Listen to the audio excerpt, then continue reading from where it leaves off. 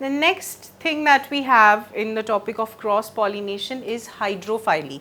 The name is quite descriptive in itself. Hydro means water, and we are dealing with cross pollination. So over here the transfer of pollen to the stigma of the genetically different flower will be brought about by the agency of water. What would be the different characteristic? The topic would be covering the same topics as subtopics as we had in the previous lecture, where we are going to see the characteristics of the flower, pollen grain and stigma, and a few sentences dealing with the examples where we come to know how the pollination takes place with reference to certain examples. So, firstly we deal with what would be the characteristics of the flowers.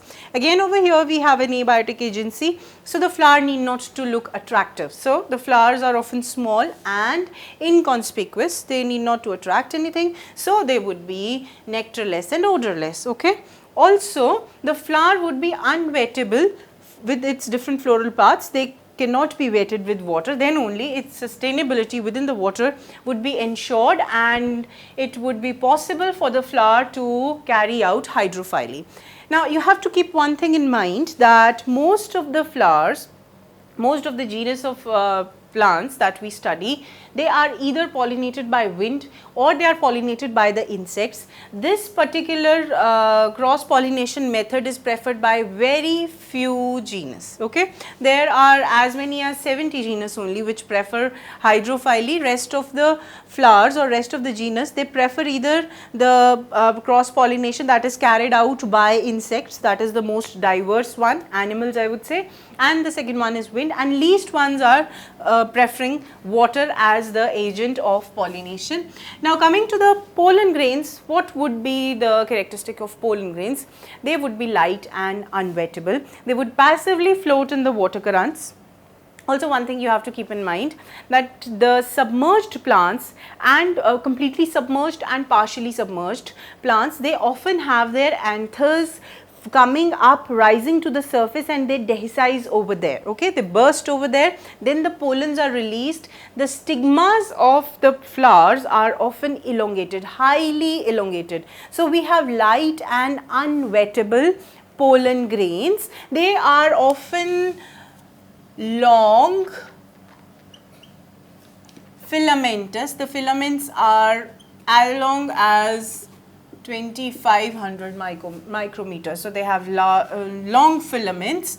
They do not have exine. So, the exine is often absent. The example is Zostera. Zostera is a water plant whose exine is absent. In most of the cases, the pollens do not have exine. And one more characteristic feature is that they have same specific gravity as that of water. Same specific gravity as of water in which they are growing. This could be saline water, this could be fresh water. So, they would have the same specific gravity, so that do not come onto the surface completely, but they remain inside the water but floating as well. They do not drown, they do not come to the surface, they should remain floating within the water, and that is enabled when the pollen grain is having the same specific gravity as that of the given water, depending what is its constitution. It could be saline water, it could be fresh water. So, they are light and unwettable, and these are the three extra characteristics that you have to keep in mind.